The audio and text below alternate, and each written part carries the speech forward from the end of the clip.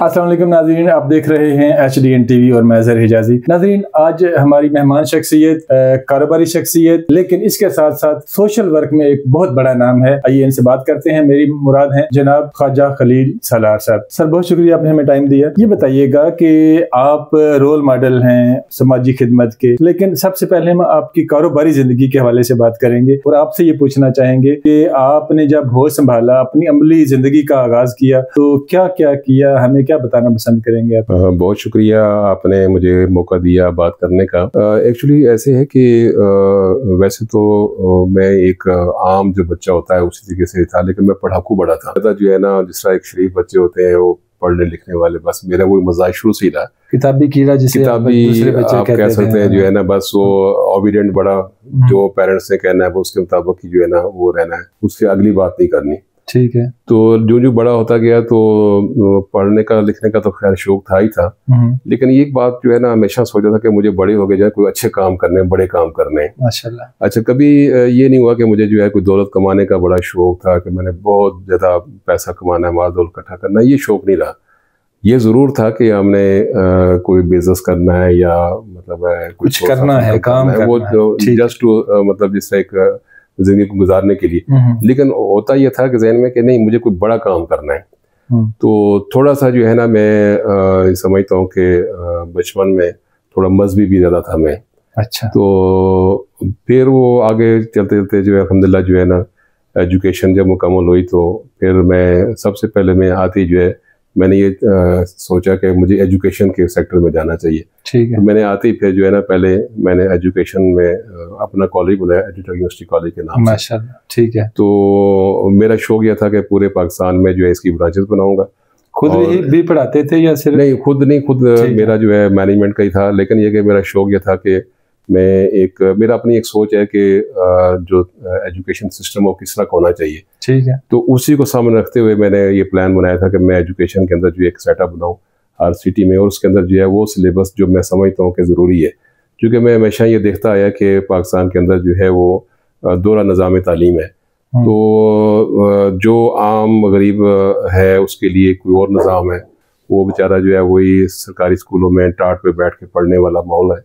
और उसी के मुकाबले में आप देखें तो जो अमीर का बच्चा है, पावरफुल जो फैमिलीज़ हैं, तबका है, उनके जो बच्चे हैं वो बड़े आला स्कूलों में और बहुत ज़्यादा जो है ना उनकी जो फैसिलिटीज़ हैं उसको एंजॉय करते हैं। और फिर जब वो वहाँ से दोनों, यानी एक तबका वो जो सरकारी स्कूलों में टाट का पढ़ा होता है और बड़े ब्रांड का पढ़ा होता है, जब वो दोनों जब मार्केट में आते हैं और चाहे वो बिजनेस करें चाहे वो जॉब करने की तरफ जाए, तो फिर अगेन जो है वो फ़ायदा या उन्हीं को एज मिलता है जो बड़े स्कूलों में बड़े ब्रांड्स में पढ़ के आए होते हैं। तो ये एक मैं समझता हूँ कि एक डिस्क्रिमिनेशन है इस माशरे के अंदर, जिसके बारे में शुरू से ही मेरे ज़हन में था कि हम एक इस तरह का सेटअप बनाएं जिसमें जो है ना वो हम कम अज़ कम कंट्रीब्यूट कर सकें टुवर्ड्स नेशन, टुवर्ड्स कंट्री जो है। तो फिर उसमें साथ साथ फिर मैंने अपना एक मीडिया का जो है एक न्यूज़ अखबार भी शुरू कर दिया, इतला के नाम पे जो है। स्टार्ट में उसको बिक्री किया, उसके बाद फिर जो है उसको मैंने डेयरी पे ले आया। तो वो सिलसिला भी, उसको प्रिंट मीडिया जो है सबसे ज़्यादा जो है ना वो पावरफुल था। इलेक्ट्रॉनिक मीडिया जो है उसको इतना नहीं था, बल्कि था भी नहीं। तो एक PTV हुआ करता, वो PTV जो है ना फिर वो सिर्फ गवर्नमेंट के साथ चलता था। वो अखबार को आपने फिर बंद भी कर दिया होगा? हाँ जी, फिर उसके बाद जो है ना फिर अखबार का एक टाइम रहा, लेकिन उसके अंदर भी फिर मेरी इतनी मसरूफियत, फिर मेरी सोशल एक्टिविटीज बहुत बढ़ गई। ठीक। उसकी वजह से फिर जो है ना मैं मतलब बहुत आगे निकल गया। अच्छा, अखबार बंद करने की क्या वजह बनी? हालांकि सोशल वर्कर को तो मीडिया की ज़्यादा ज़रूरत होती है आम आदमी की निस्बत, और आप अपना प्रोग्राम जो है वो अच्छे तरीके से आवाम तक कन्वे कर सकते हैं। तो अखबारी सनद की मैनेजमेंट में कमी थी, या आप क्या समझते हैं कि ऐसी क्या वजह थी कि आपको अखबार बंद करना या टाइम ना दे सके, क्या चीज़ें? अच्छा, उसमें टाइम का भी मामला ज़रूर उसमें था, लेकिन मैंने ये देखा है कि हमारी सोसाइटी के अंदर जो है जो जितना ज़्यादा पावरफुल होता है ना, तो उसका ही वो चाहे अखबार है चाहे कोई अदारा है, बिजनेस है, उसी का चलता है। और जो मतलब है एक अंडर द टेबल जो लोग जो है वो डील कर लेते हैं, तो वो कामयाब होते हैं इस माशरे में, हमारे माशरे में। तो मेरा मजाज वो नहीं था जो है। तो अखबार को चलाने के लिए एड्स लाजमी होते हैं। अगर एड आपके पास नहीं है तो आपकी स्टाफ है, आपका एक्सपेंसेस है, रनिंग एक्सपेंसेस आप पूरी नहीं कर सकते। आप को इख्तियार नहीं मिलेगा सरकारी, उस वक्त चूंकि सरकारी इख्तियारात के लोग उसके ऊपर जो है सारा निज़ाम गुजारा होता था, तो वो चीजें फिर आहिस्ता आहिस्ता जो है जरा ओवर हेड्स बढ़ते गए, जो है वो मैनेज ना होने की वजह से जो है वो चीजें फिर यानी कि आप मीडिया की सनत में माशरे की जरूरियात पूरी ना कर सके। अब हम मतलब अखबार बतौर अदारा जो है उसके एक्सपेंसेस को भी मीट करना बड़ा मुश्किल होता था। ठीक है, तो वो फिर चीजें जो है ना आहिस्ता आहिस्ता जो है स्लो डाउन होते होते जो है ना वो फिर मतलब बंद करना पड़ गई जो है ना। तो ऐसे ही जो है, लेकिन अल्हम्दुलिल्लाह जो है एजुकेशन के अंदर जो है मेरा इस वक्त जो है इस्लामाबाद के अंदर मोर देन 10,000 मेरा स्टूडेंट है जो मेरे इदारे से जो है वो मतलब स्टडी कर गया है। और उसमें फिर हमारा जो एक पीसीबी के साथ एक कंप्यूटर ट्रेनिंग का प्रोजेक्ट था जो है, तो उसमें गवर्नमेंट सेक्टर के अंदर फेडरल गवर्नमेंट की जो एम्प्लॉइज से ग्रेड 5 से लेकर ग्रेड 20 तक के जो है वो लोग भी अल्हम्दुलिल्लाह जो है हमारे एजुटेक से ट्रेनिंग ले गए। तो बड़ा अच्छा लगा, उसके अंदर जो है मैंने बड़ा काम किया अल्हम्दुलिल्लाह जो है। लेकिन मेरा सोशल जो सर्विसेज थी जो है ना वो बहुत ज़्यादा मतलब एक्सपैंड हो गई, जिसकी वजह से आहिस्ता आहिस्ता फिर मैंने इन चीज़ों को काम करना थोड़ा सा स्लो कर दिया। इस तरह ये सिलसिला जो है ना वो चलता है। लेकिन अल्हम्दुलिल्लाह मैंने जो है ना जो काम मैंने किए उसमें मुझे जो है ना वो, अगरचे मैं समझता हूँ कि ये जो जिंदगी है, ये जो जान है मेरे अल्लाह की अमानत है, उसको मैं शायद उस तरीके से अभी तक जो है ना मेरे अंदर एक वो जज्बा जो है जो मैं चाहता हूँ वो शायद मैं अभी तक पूरा नहीं कर सका। लेकिन मेरी कोशिश बड़ी होती है कि मैं कुछ ना कुछ जो है अल्लाह की कुंबे के लिए, अल्लाह की मखलूक के लिए कुछ ना कुछ कर सकूँ। वो मैं चाहे दामे दिल में कदमे सुखने जिस तरह भी हो सके मैं एफर्ट्स करता रहता हूँ। मैं तो अभी भी करता हूँ इंशाल्लाह जो अभी भी मेरी प्लान्स हैं कि मुझे जो है ना वो आगे क्या करना है उसके लिए मेरी बड़ी कोशिश है। अच्छा, इसके अलावा कोई और बिजनेस भी किया? जी, बिजनेस जो है ना मेरा रियल एस्टेट के अंदर है। मैं उसमें कंस्ट्रक्शन में मैंने काम काफी किया है और अभी भी मेरा फील्ड जो है ना कंस्ट्रक्शन और रियल एस्टेट वो है, उसमें मैं काम कर रहा हूँ। मैं तो सिर्फ जो अपना निज़ाम जिंदगी है उसको चलाने के लिए मेरा वो जो है कंस्ट्रक्शन का बिजनेस है। अच्छा सर, ये जो आपकी समाजी खिदमत है इसको कब से शुरू किया और ये ख्याल कैसे आया? जिस तरह के आम लोगों का पीछे होता है कि घर के कोई इश्यूज होते हैं तो उसको कहते हैं कि हम इसको आवाम के लिए, आम आदमियों के लिए करते हैं, ऐसा कुछ तजर्बा था या था इसके पीछे कोई क्या ऐसा मुहर्रिकात थी या कुछ जज्बा कार फरमा था कि आपने इस समाजी खिदमत के काम को जो है वो अपनी जिंदगी में शामिल किया? देखिए, इसमें मेरा एक, मैं समझता हूँ हर इंसान का जो है ये ख्याल होता होगा।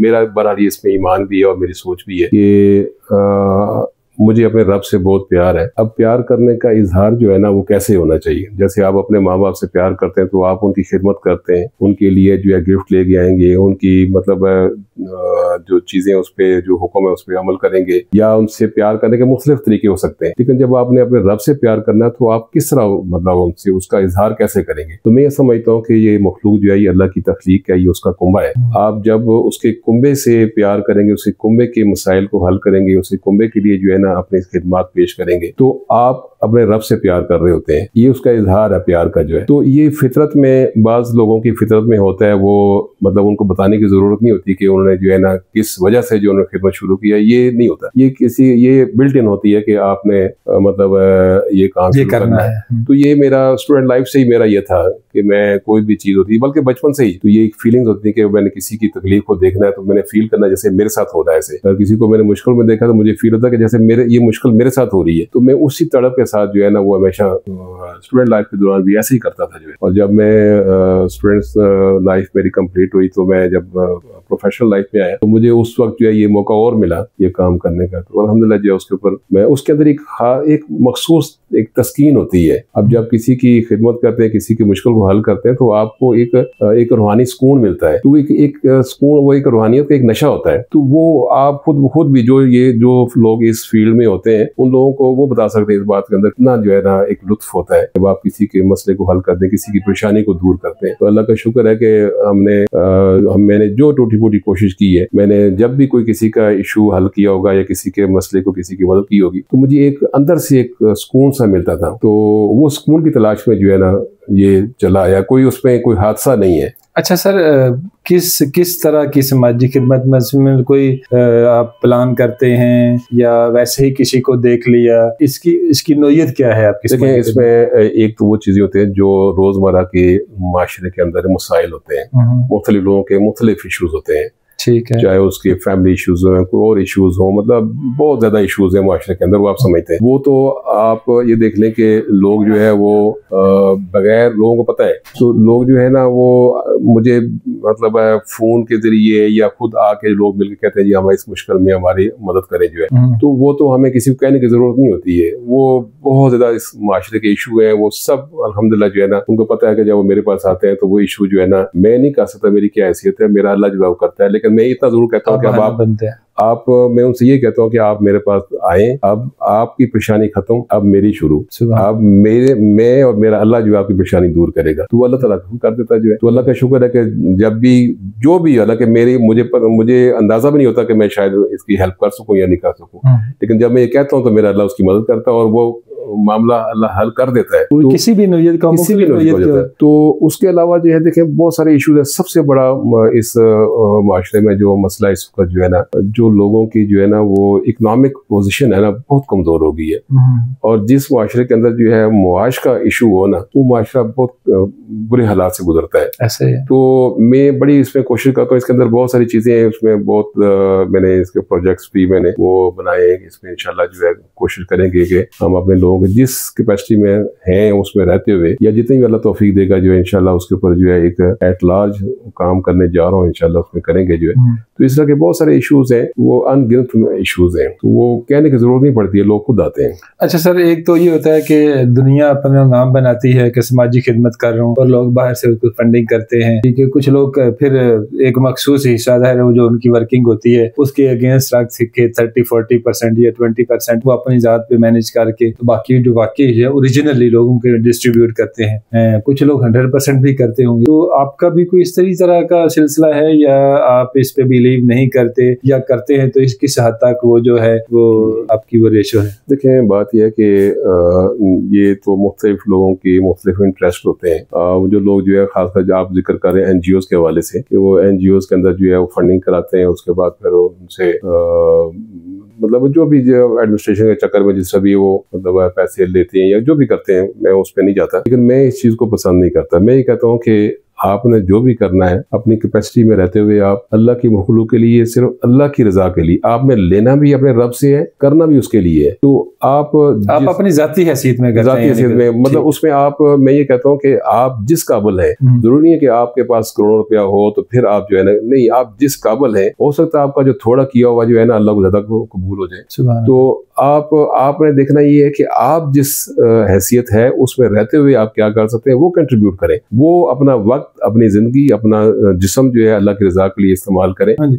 अच्छा सर, मुझे ये बताइएगा कि आपने, जैसे कि आपने बताया कि आप एजुकेशन की इंडस्ट्री से वाबस्ता हैं, और आप जिस तरह के एक टाट में पढ़ा हुआ बच्चा, लेकिन असल में वतन अजीज में ये होता है कि जिस तरह की सुप्रीम कोर्ट का एक फैसला आ चुका है कि उर्दू जुबान में जो है वो आप इसको उर्दू जुबान को राइज करें, और वो जो हमने बहुत सारे लोगों से इंटरव्यू किया, तो लोगों ने जो इस सिलसिले में काम कर रहे हैं, इस तहरीक में काम कर रहे हैं, वो कहते हैं जी कुछ लोग हैं जिनके अपने जाती मफादात हैं कि अगर उर्दू राइज हो गई तो फिर गरीब के बच्चे को भी आमने सामने यानी आने का मौका मिल जाएगा, जिस तरह की ब्यूरोक्रेसी में या बहुत सारे जितने इदारे जो चीजें होती उस तरह आने का मौका मिलेगा। तो एक मखसूस तबका नहीं चाहता कि टाट का पढ़ा बच्चा आगे आए, तो बचाए इसके कि आप बच्चों को जो उसके ब्रांड की दर्जे की या उस लेवल की तालीम दें। क्या इतना अच्छा नहीं कि जो हमारा टाट का निज़ाम था वो भी तो बहुत अच्छा था, तो उसमें और जो आप तालीम दे रहे हैं इसमें किस तरह के तजाद हैं, या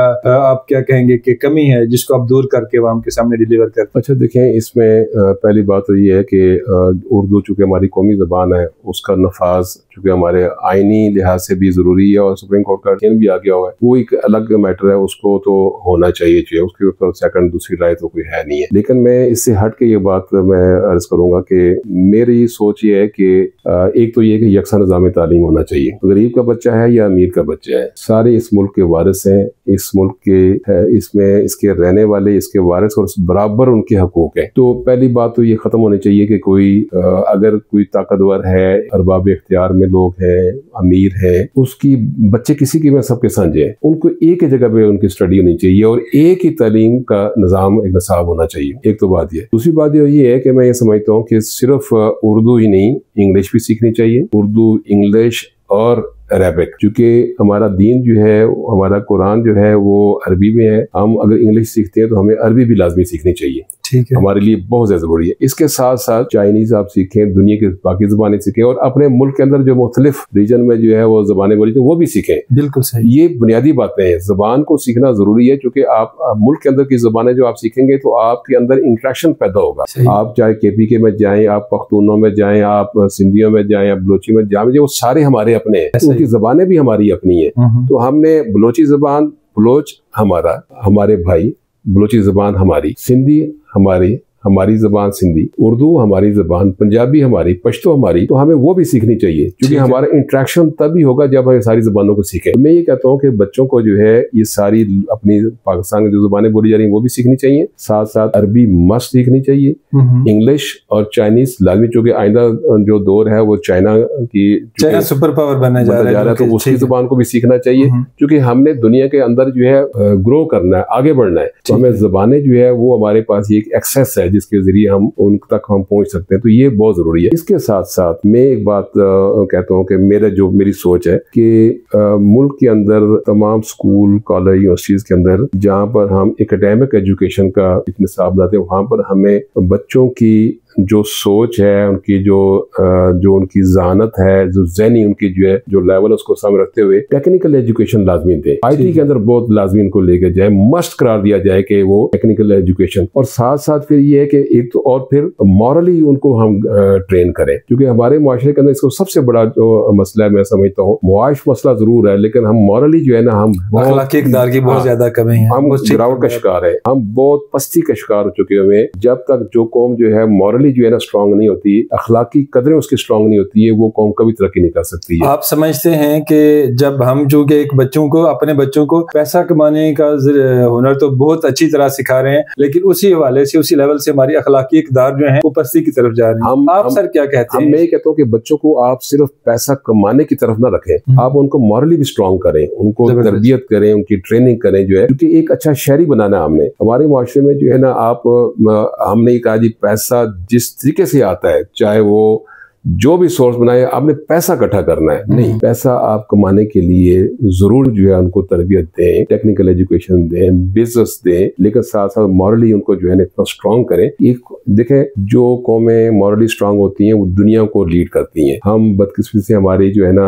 हमारा मुआशरा मॉरली बहुत ज्यादा गिरावट का शिकार है, तो ये भी हमें बच्चों को एक पूरा सब्जेक्ट होना चाहिए इसके ऊपर। बल्कि मैं कहता हूँ कि 5-6 साल की उम्र तक तो उनको कुछ और पढ़ाया ही ना जाए, पढ़ाया जाए, इसी पे उनको रखना चाहिए जो है। और फिर साथ साथ जब मैं ये भी कहता हूँ कि जब बच्चा जो है स्कूल के अंदर जो है 12-15 साल का हो जाए, उसको साथ साथ टेक्निकल एजुकेशन दे के उसको ट्रेन करें और उसको अपना बिजनेस साथ सेटअप करके दे, वो प्रैक्टिकली साथ चले, वो बजाय पेरेंट्स का बोझ बनने के वो अपने मतलब रनिंग एक्सपेंस को खुद वो जनरेट कर सके जो है। जब वो एजुकेशन से फारूक होगा तो वो मैं समझता हूँ कि एक बेहतरीन बिजनेसमैन बन चुका होगा जो है, और वो मुल्क की इकोनॉमी के लिए एक अंदर जो है ये मतलब अगर आप इस प्लान पे चलते हैं तो करोड़ों बच्चे जो है ना आपके मुल्क के लिए काम कर रहे होंगे। इकोनॉमी को आप मतलब आप समय सपोर्ट करेंगे, उसको बूस्ट मिल सकता है इससे जो है ना। दूसरी बात ये कि ये बेरोजगारी खत्म हो जाएगी, जो बच्चा जो है वहां से आप देखें हमारे करोड़ों बच्चे ऐसे हैं जो एजुकेशन लेने के बाद जो है इस वक्त बिल्कुल बेयार मददगार माशरे में फिर रहे हैं, उनके लिए कोई जॉब नहीं है, कोई वो कहते हैं कि वही जॉब जो मैट्रिक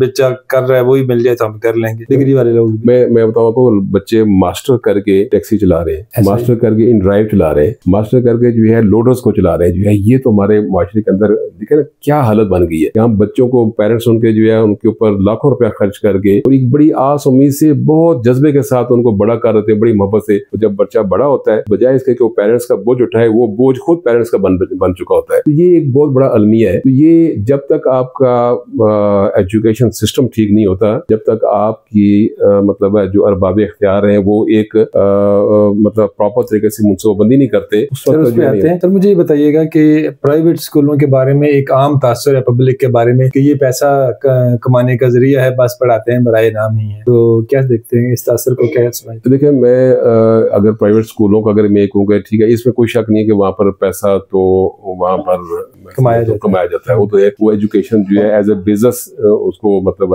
लोग ले रहे हैं जो है।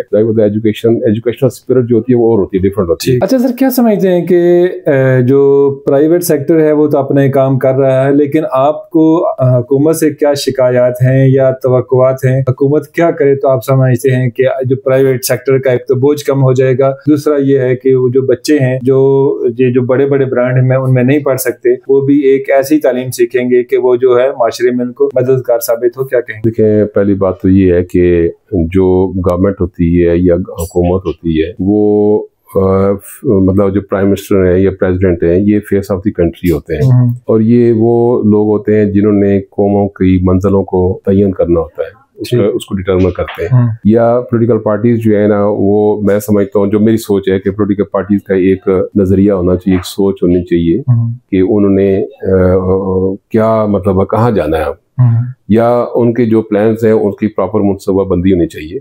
ठीक है। लेकिन मैं मतलब अनफॉर्चुनेटली मैं कहूँगा, मुझे बड़ा अफसोस होता है देखते हुए कि आज तक जो है हमारी कौम का कोई नजरिया, कोई मंजिल डिक्लेयर नहीं हुई है। जब तक जिस घर की, जिस शख्स की, जिस शहर की, जिस मुल्क की, जिस कौम की मंजिल ना हो कि उसे जाना कहाँ पर है, तो वो तो मतलब आप जो भी करते रहे जो है भटकें, कभी इधर चले कभी उधर चले जाए। हमारी सरकार कहती है कि 21वीं सदी के चैलेंजेस का मुकाबला करना है। देखिए, बात मैंने उसी पे अर्ज कर रहा हूँ कि पहली बात यह है कि आप अपनी मनसूबाबंदी करें। देखिए, ये मुल्क हमें अल्लाह ने दिया है ना, ये आम बात नहीं है। ठीक है। ये मेरा मुल्क जो है ना, ये अल्लाह की हिकमत है, उसकी अनायत है, उसका तोहफा है, और इसके पीछे एक मकसद है मेरे रब का जो है। ठीक है। ये मुल्क आसान इतने मतलब कुर्बानियों के बाद मिला है, कोई आम बात नहीं है। मैं ये कहता हूँ कि इस वक्त शख्सियात, अपनी जात, उसको खत्म करके सिर्फ इस मुल्क की बात होनी चाहिए। और इस मुल्क के लिए मैं ये कहता हूँ अगले कम से कम 15 साल की एक मनसूबाबंदी कर लेनी चाहिए। उसके अंदर तमाम, चाहे एजुकेशन है, चाहे इंडस्ट्री है, चाहे बाकी मामला है, सबको एक बैठ के पूरे तमाम स्टेक होल्डर्स को ऑन बोर्ड लेके पूरी प्लानिंग करके एक मंजिल को डिटरमिन कर लिया जाए कि हमने 15 साल जब पूरे होंगे तो हम इस मंजिल पे खड़े होना है। ठीक है। और उसके ऊपर काम करें। देखिए, बात यह है कि मैं कल इससे कि किसकी गवर्नमेंट है उसके हमें वो नहीं है, लेकिन मैं एक बात आप भी समझते हैं कि जिसकी गवर्नमेंट आएगी वो पिछली गवर्नमेंट के सारे प्रोजेक्ट्स को क्लोज करेगा और अपनी सोच में शुरू कर देगा। नेशनल लेवल की नेशनल प्रोजेक्ट होने चाहिए, नेशनल कॉज के लिए होने चाहिए, चाहे कोई भी आता रहे, बेशक आता रहे, लेकिन जो नेशनल लेवल के नेशनल कॉज के प्रोजेक्ट्स हैं उनको कभी ना बंद करें, उनको चलने दें।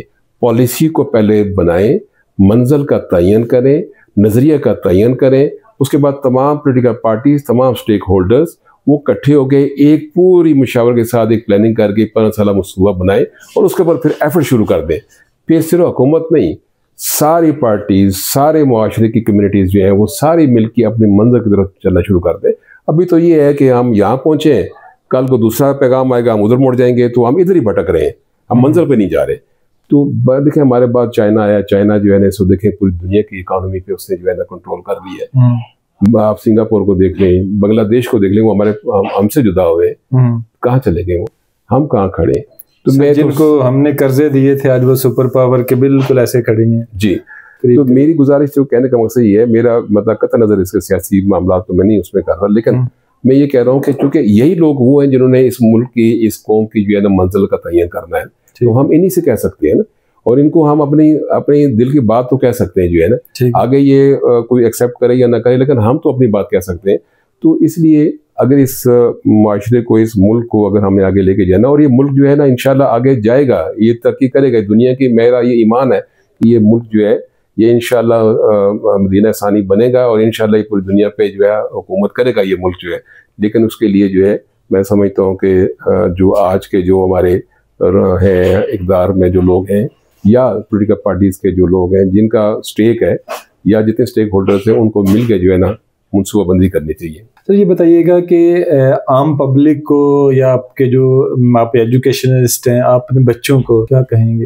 मैं तो जो मतलब एजुकेशनिस्ट की बात की है, तो मैं ये कहूँगा कि आज से कुछ बरस पहले उस्ताद की बड़ी कदर होती थी जो है, तालीम देने वाले की बड़ी कदर होती थी और तालीम लेने वाले की भी बड़ी कदर होती थी। उस वक्त जो है ना वो तालीम के दरमियान तालिब और तालिब इल्म के और उस्ताद के दरमियान में कोई लालच नहीं होती थी जो है। आज जो है टीचर पढ़ाता है इसलिए कि मैंने इस बच्चे से पैसे लेने, और बच्चा जो है इसलिए पढ़ता है कि मुझे जो है ना बड़े होके डॉक्टर बनना और पैसा लेना और ये करना, पैसा कमाना ही करना। इस चीज से हम उस्ताद को टीचर को पे करते हैं। स्पिरिचुअल रिश्ता जो है उस्ताद का और शागिर्द का वो कायम करें हम, ये बुनियादी बात जो है। तो उसमें उसकी बहस में जाएंगे तो बहुत सारी बातें हो जाएंगी जो है। मुमकिन है ये मुमकिन सब कुछ होता है। अच्छा, लेकिन जब मैंने पहले कहा कि जब हम मॉरली स्ट्रांग होंगे ना तो ये सारी चीजें मुमकिन हो जाएगी। ठीक है, हम मॉरली स्ट्रांग नहीं है, हमने सिर्फ पैसे की तरह हमने अपनी मंजिल को पैसा बना लिया, जबकि पैसा हमारी मंजिल नहीं है। पैसा जो है हमें, जिस तरह एक सफर में जो है रास्ते का जो ज्यादा सफर होता है उसके लिए पैसे की जरूरत होती है, मैं उसको इस पैसे को इस हद तक समझता हूँ,